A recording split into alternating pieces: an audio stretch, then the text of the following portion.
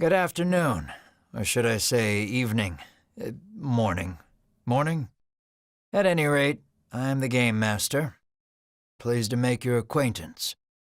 Before we begin, there is something I must tell you.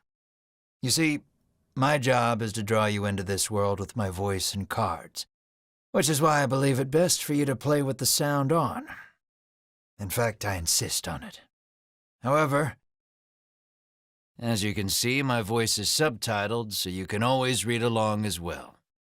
Now then, are you ready? Let's begin.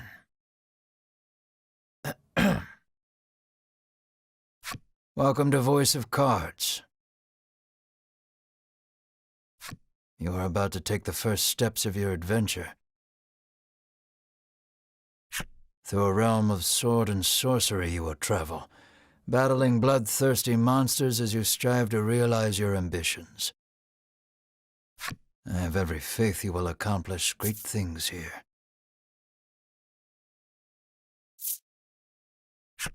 I am merely a witness to your exploits.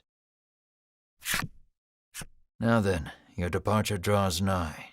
May your journey be a safe one.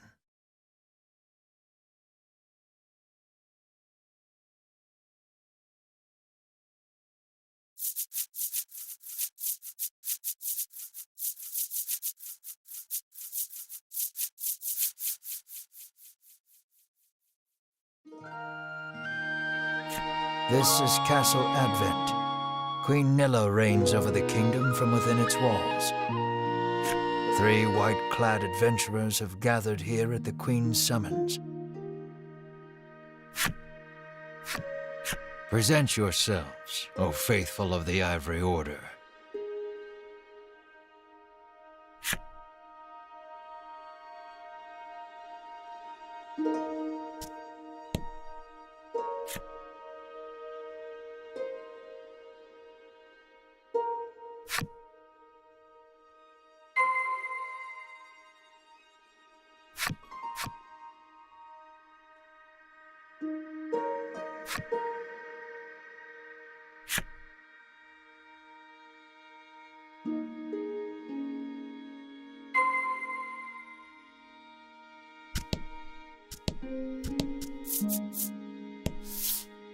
From upon her throne, the Queen regards the adventurers. So you are disciples of the Order.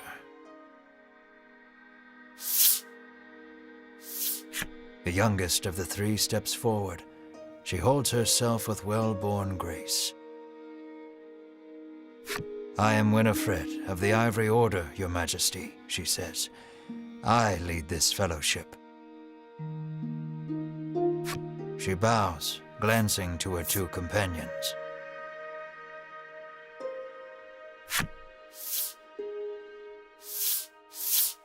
In response, the stern-looking one inclines his head and brusquely names himself Berwin.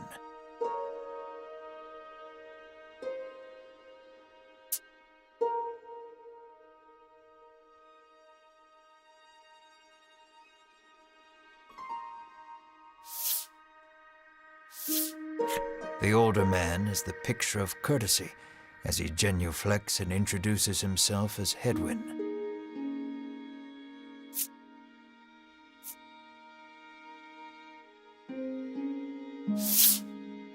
It is these 3 our story follows today. In other words, your party.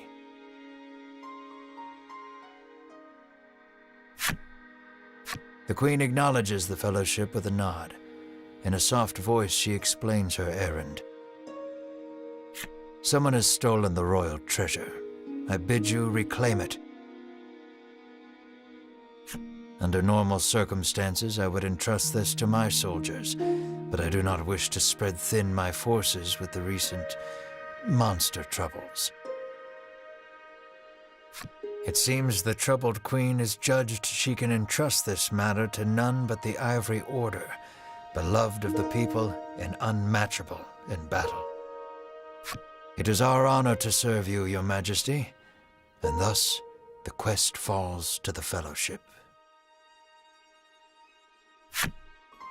Short of any clues that could lead them to the culprit, however, they press the Queen for further information.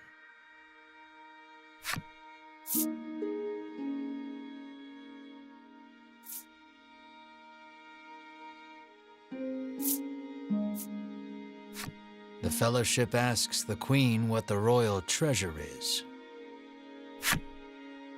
The Queen describes a bottle containing a certain liquid.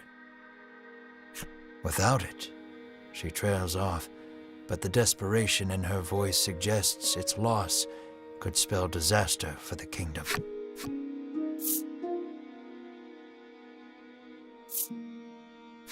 Usually, one would expect recompense for this sort of undertaking. You're quite a mercenary, but as demanding a reward would go against the tenets of the Ivory Order, you hold your tongue. The Queen, however, has already said she will reward the Fellowship with whatever they desire. It seems the royal treasure is just that important.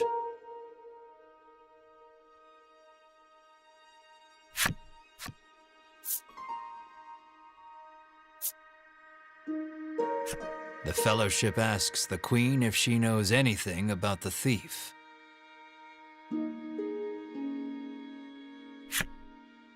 The Queen says witnesses might be found at Nexton.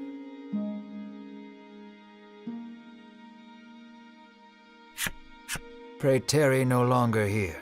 I await news of your success.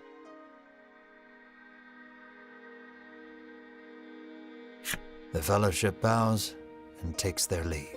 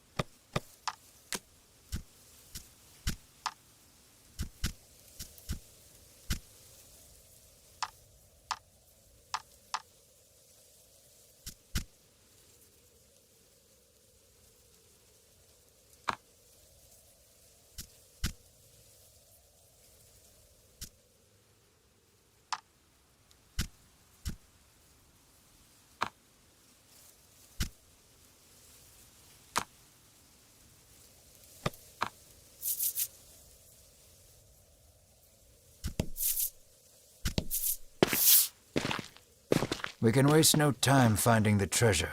Winifred strides toward town.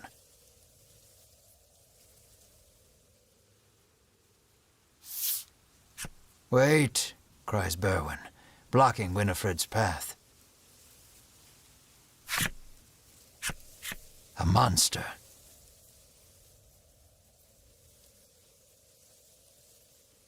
You dare stand in our way? Hedwyn scowls at the foul creature. It lunges at the Fellowship.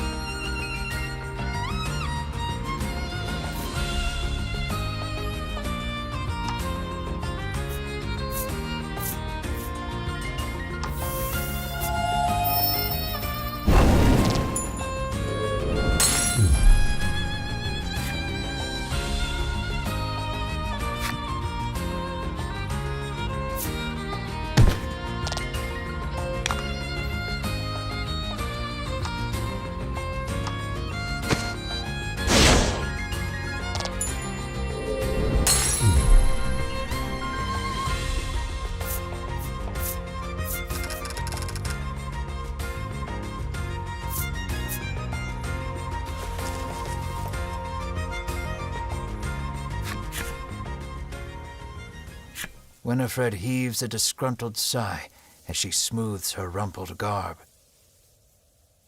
Showing no signs of weariness from battle, Berwin silently wipes the monster's ichor from his weapon.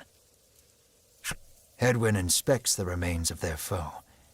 "The Queen spoke true," he mutters, his face masked in contemplation. Winifred gives a grim nod at his words.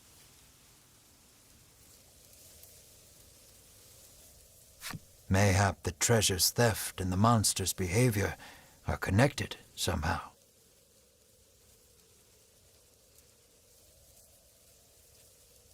First things first, the Fellowship needs to gather more information.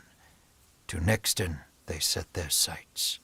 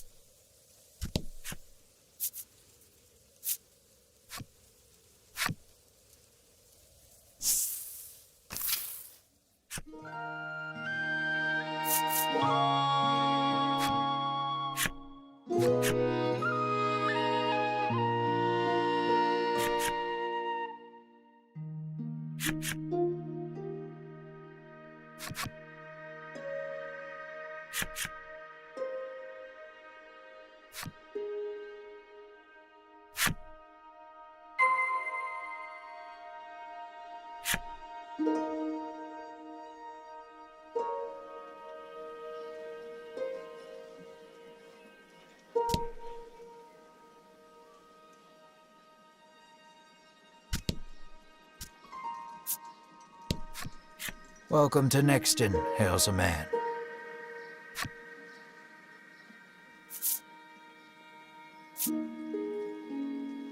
The man doesn't respond to any question except to parrot back his original greeting.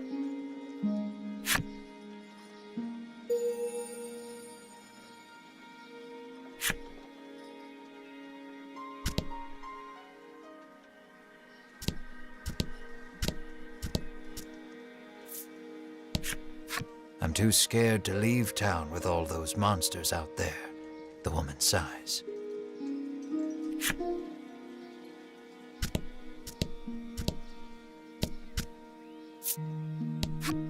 The man helpfully advises you take the opportunity to purchase equipment and curatives while you are in town.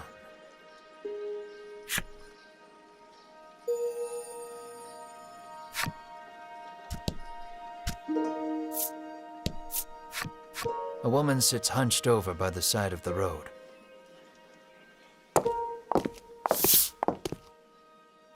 Upon catching sight of the Fellowship, she calls out for their aid. She's sprained her ankle and needs you to take her to the nearby apothecary.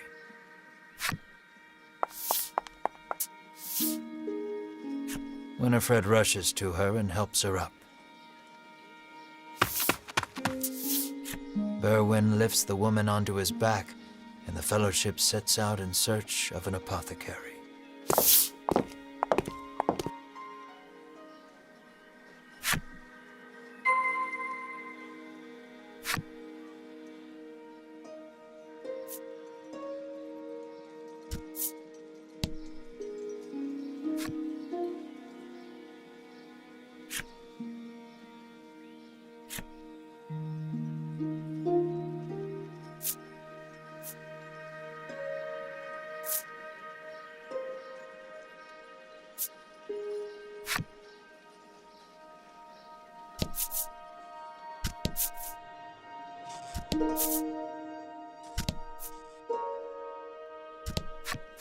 You make your way to the inn, where you're greeted with a hearty hello, but thanks to a royal decree, you're allowed to stay the night for free, and you're not about to refuse such hospitality. The party leaves the inn feeling rested.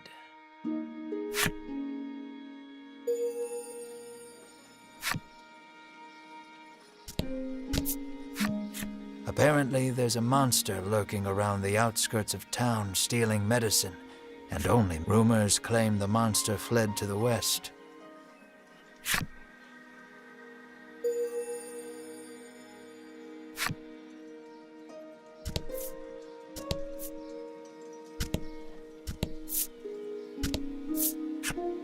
The woman begs the Fellowship for their autographs. I know there's nothing to worry about with disciples of the Order here, she said. Upon asking, the woman says she was attacked by a monster outside of town. A strange creature, she says, nothing but bones, and it clutched a bottle of medicine as if its life depended on it.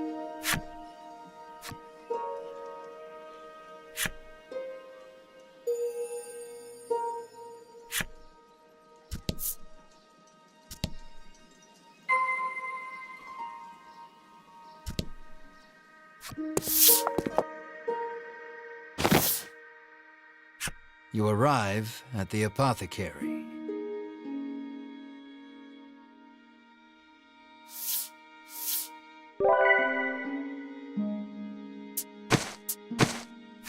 After taking a curative, the woman begins hopping up and down. Nothing holds a candle to Ivory Order medicine, she beams. She turns to the Fellowship, her eyes widening in surprise. You three. It seems she's only now realized the Fellowship are disciples of the Ivory Order. The woman takes each of their hands in turn, thanking them for their service. The Ivory Order is famous for providing medical supplies throughout the realm, and indeed the wider world. Every smile the Order brings to someone's face makes Winifred proud to be a disciple.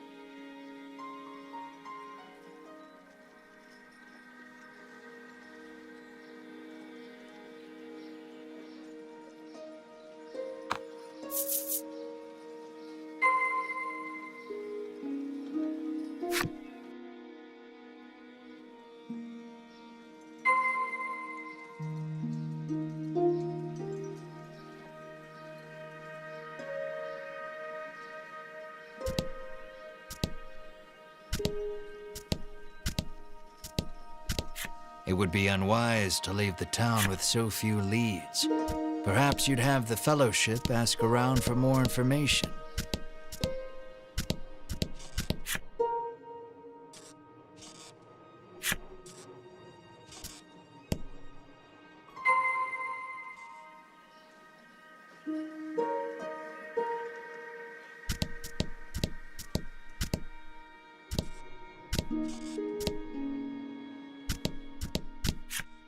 The man claims he saw suspicion. He didn't get a good look at their face, but says they were nothing but skin and bone. The Fellowship thanks the man for the useful information.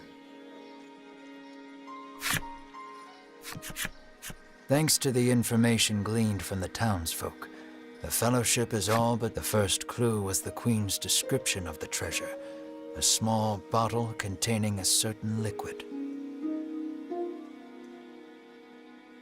Then there's the bony figure seen fleeing town, the skeletal monster clutching the bottle of medicine, and the monster that fled west. From all that information, the Fellowship distills the thief's true identity.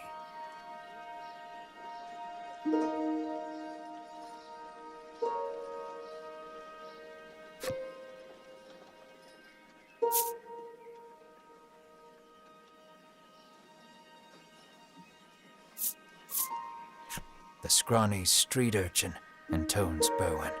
It must be. Winifred ignores that. Our thief is the monster that fled west, she says, with a glance to Hedwyn. Hedwyn nods silently in agreement with Winifred's conclusion.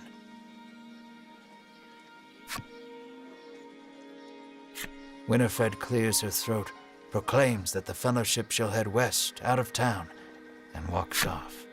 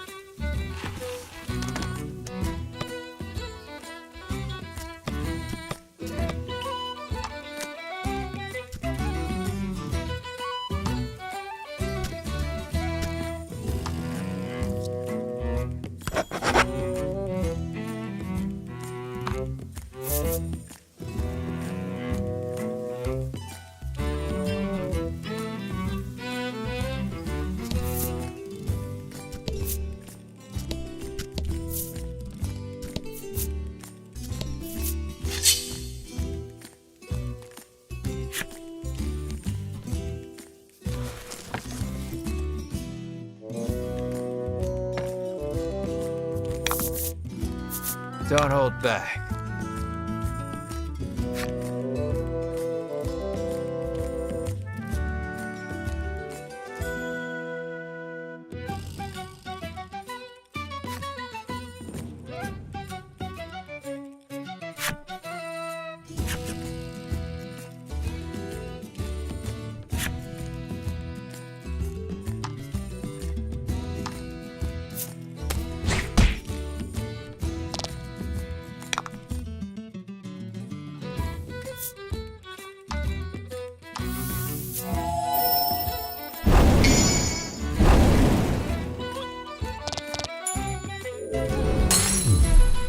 Nice work.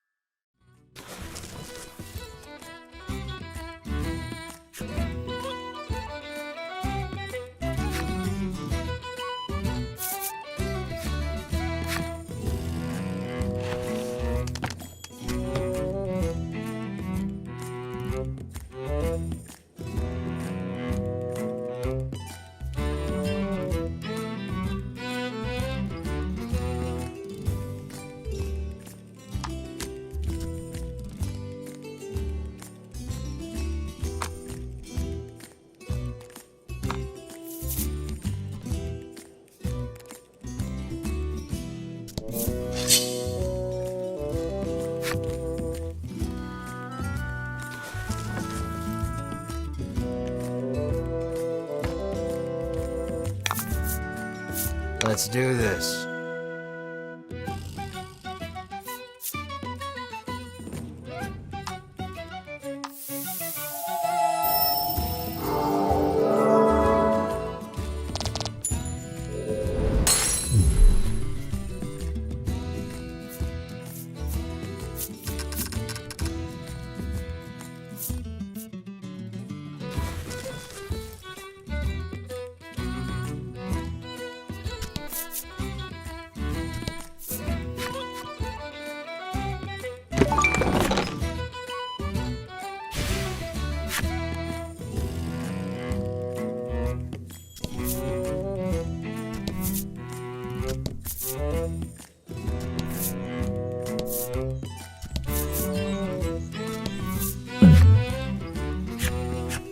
A bizarre rock appeared. It seems primed to explode.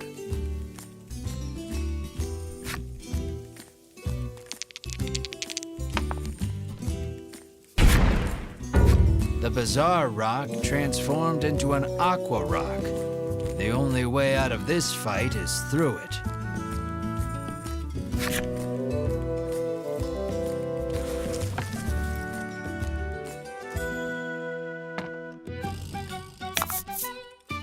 And fight.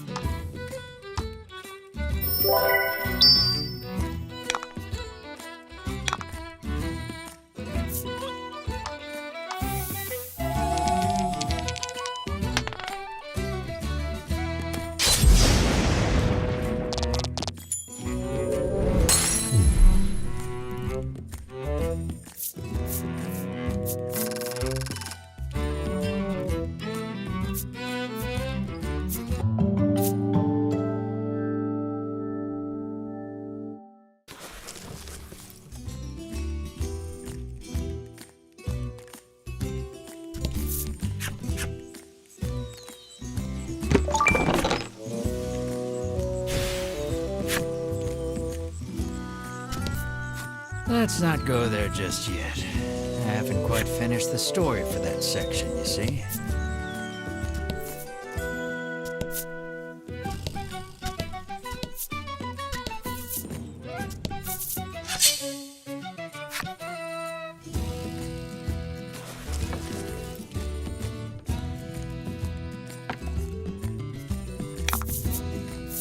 And fight.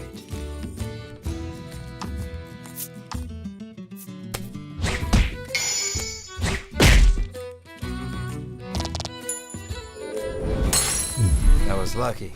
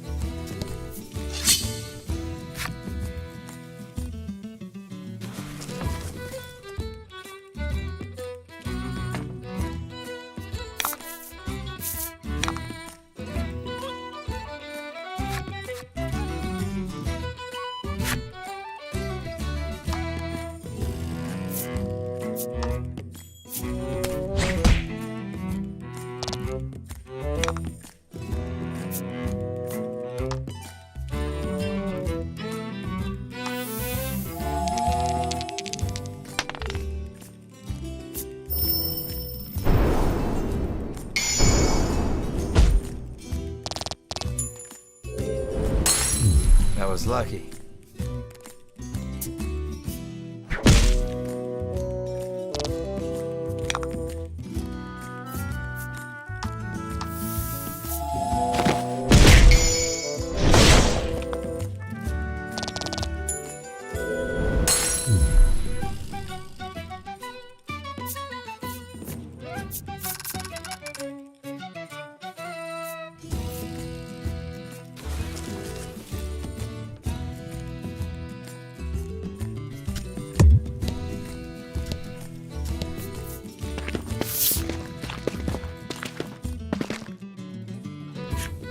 The Fellowship moves westward, only to be unnerved by the sight of a human figure moving through the trees.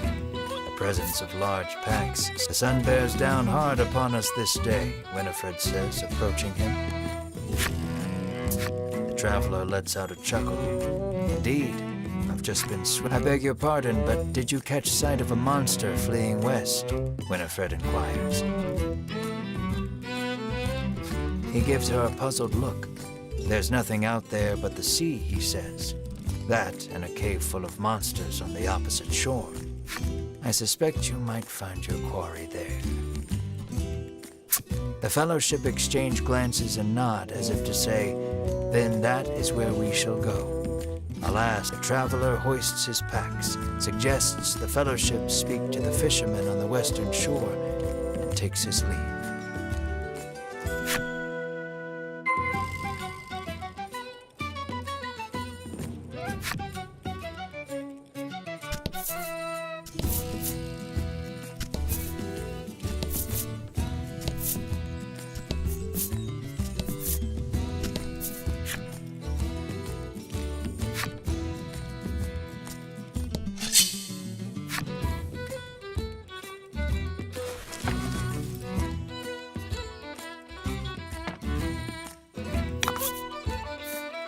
Rout the enemy.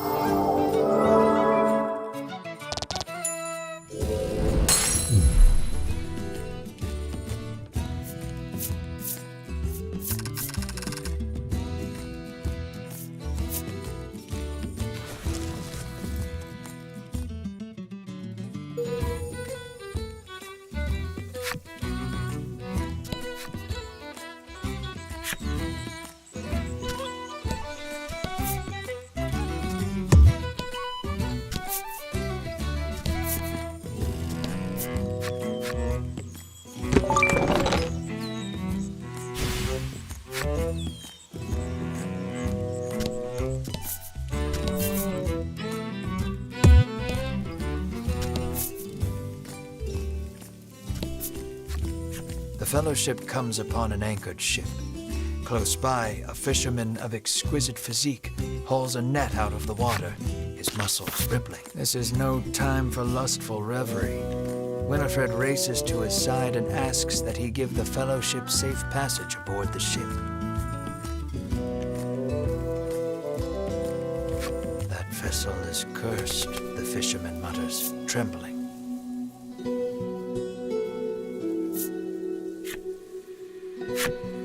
Night after night, it leaves port without a soul aboard, headed I know not where.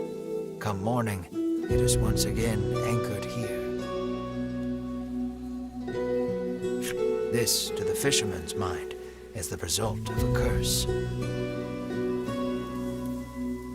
His head drops into his hands. With but a single dispeller, I am certain I could lift it and sail away.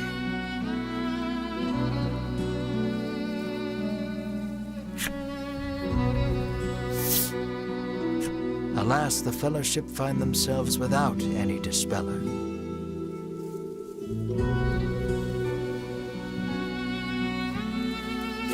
They resolve to return to Nexton and find some.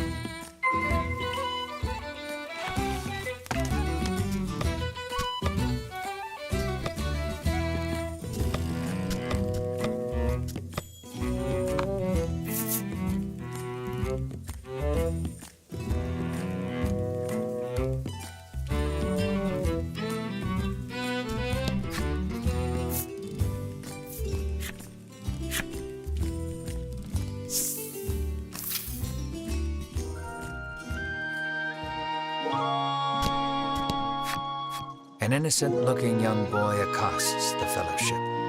Want to play a game with me? He asks expectantly. In this parlor, you can play cards. The child rambles on, wheedling you. I'll give you this if you play with me.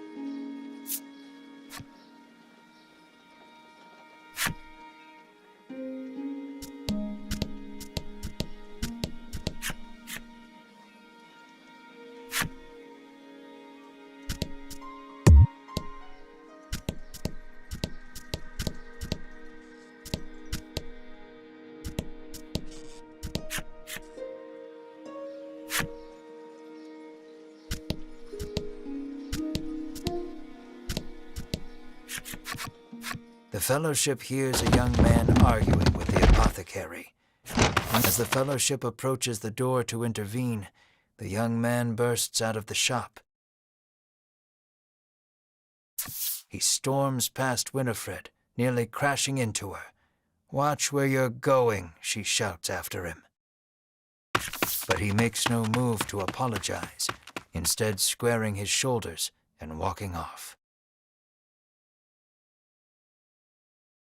What a hateful little man, grumbles the apothecary. Winifred vows to teach him proper manners should they ever meet again. How may I help you? The proprietress inquires.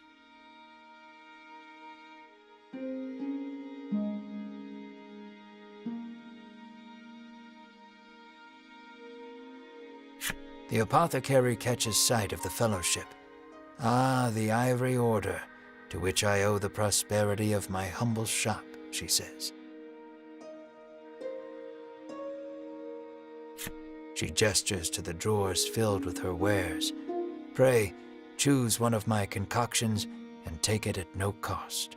It shall be a token of my thanks to the order.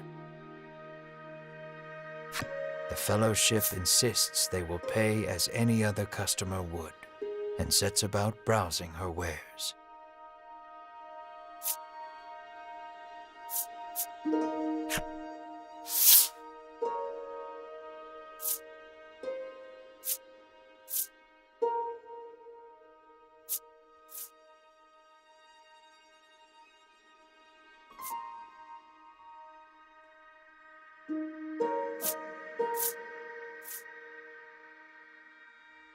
Will that be all?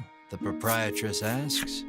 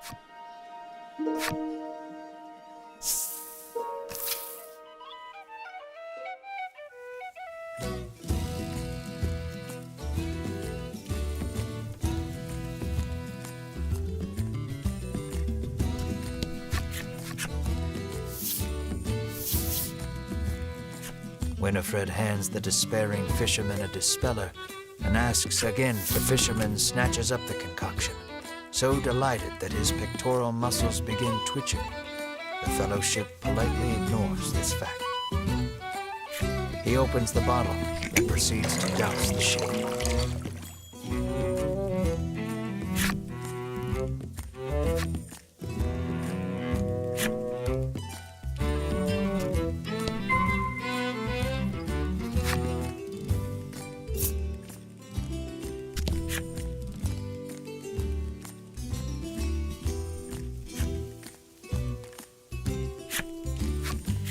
Are you ready to set sail for the cave?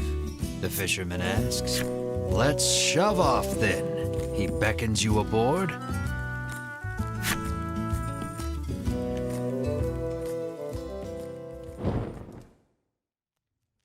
The fellowship arrives at the mouth of a dank cave, its damp, rocky expanse threatening to swallow them. Monsters could come pouring out at any moment. The fisherman has anchored the ship in the cove. Come back here when you're ready to return to the mainland, he says.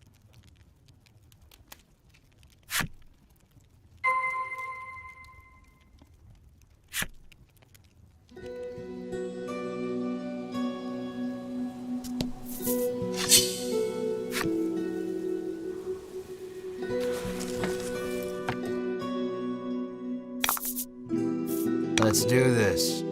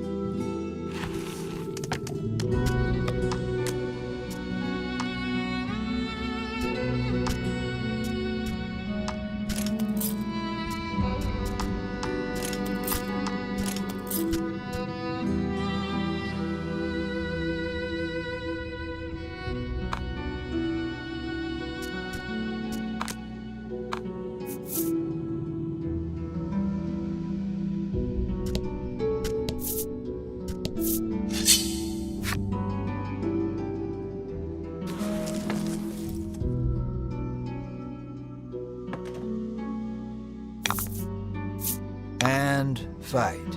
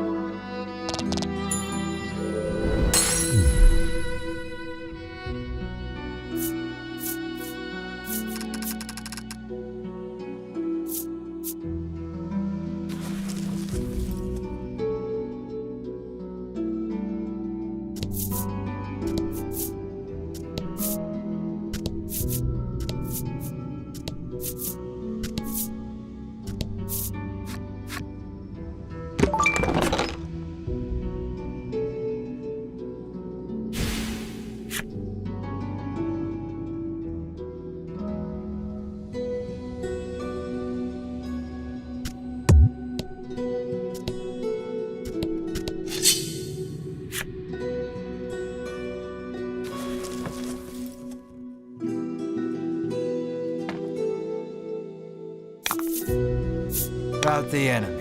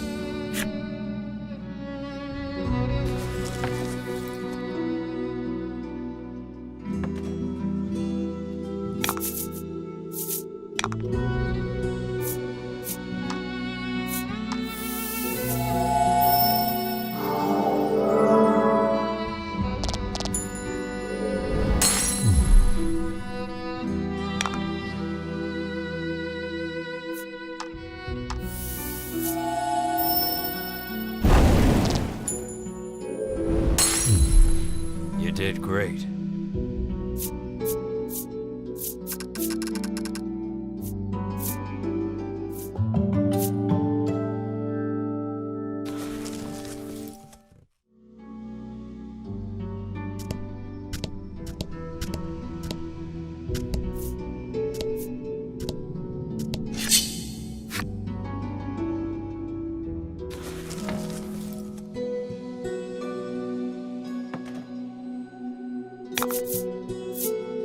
Let's do this.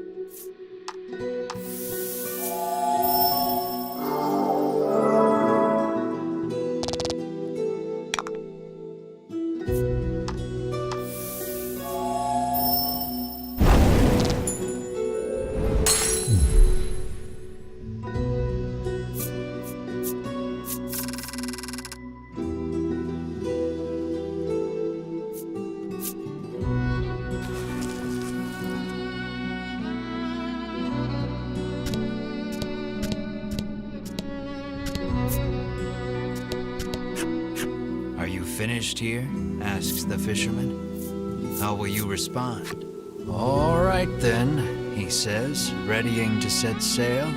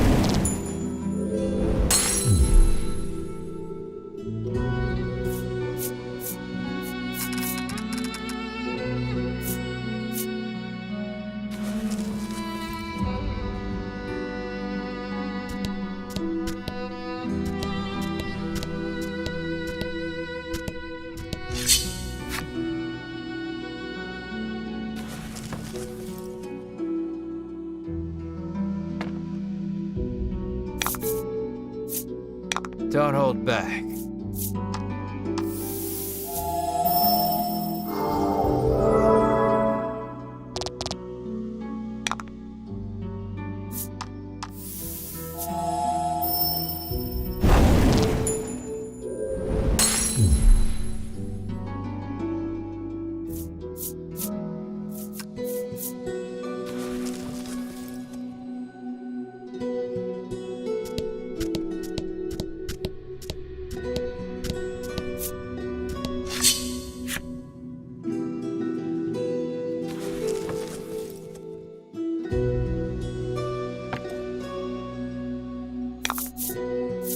And fight.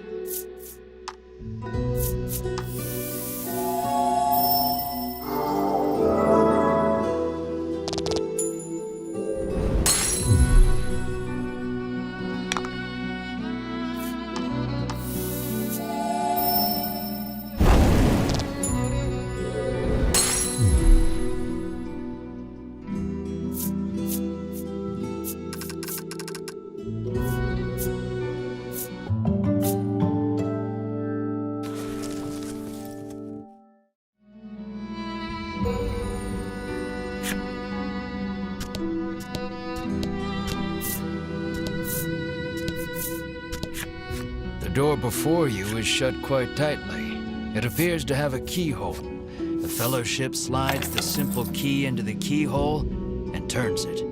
The lock opens with a thunk.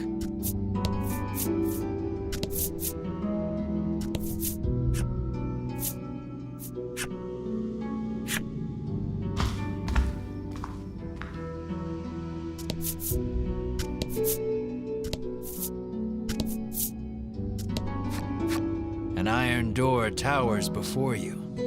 It has rather conspicuous handles.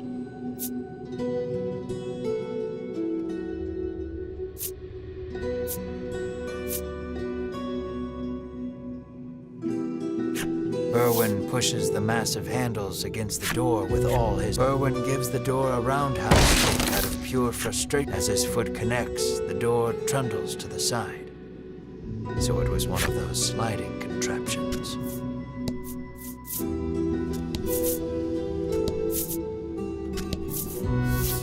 Something leaps out at the Fellowship from the darkness.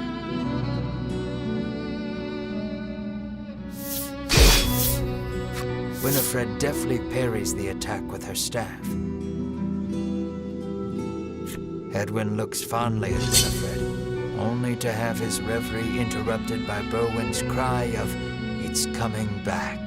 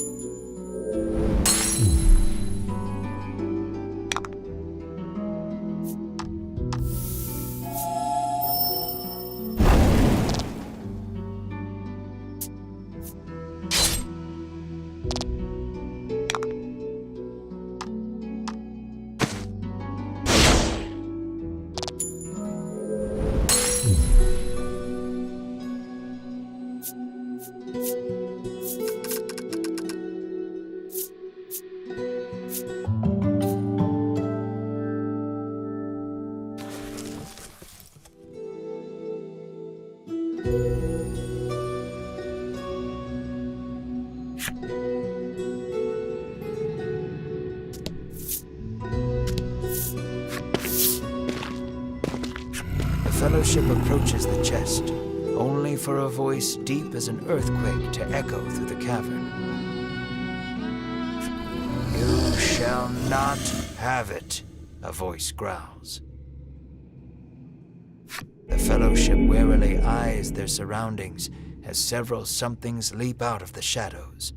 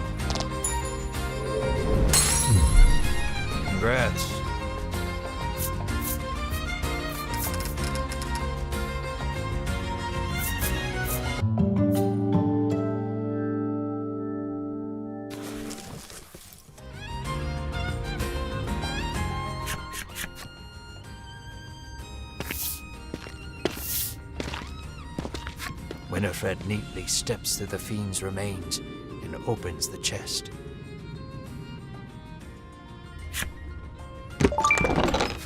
Inside is what appears for all the world to be an ordinary medicine bottle.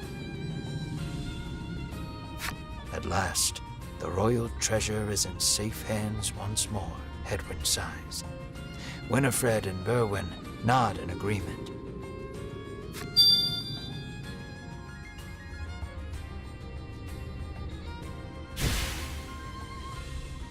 Treasure in hand, the Fellowship exit the cave, exulted.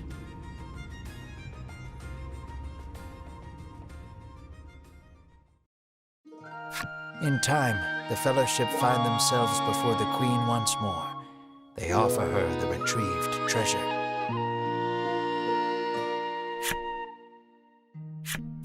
As reward for the arduous task of returning our prized possession, I bid you name anything you desire, she proclaims.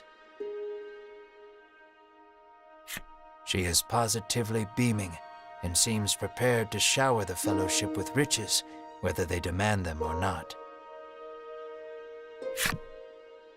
But at that moment, a massive roar, the likes of which had never been heard before, shakes the entire castle. As the roar recedes, one of the royal guard, pale as a sheet, bursts into the royal hall.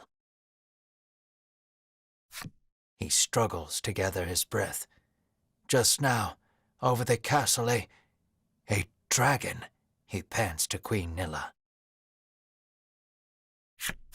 A dragon.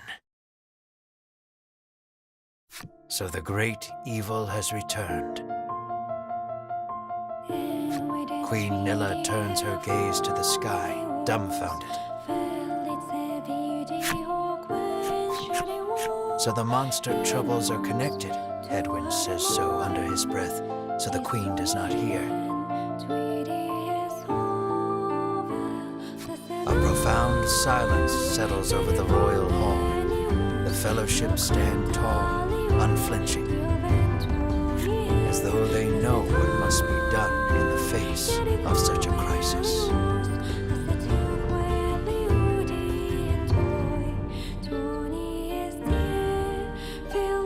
What will become of the land now that the dragon has returned?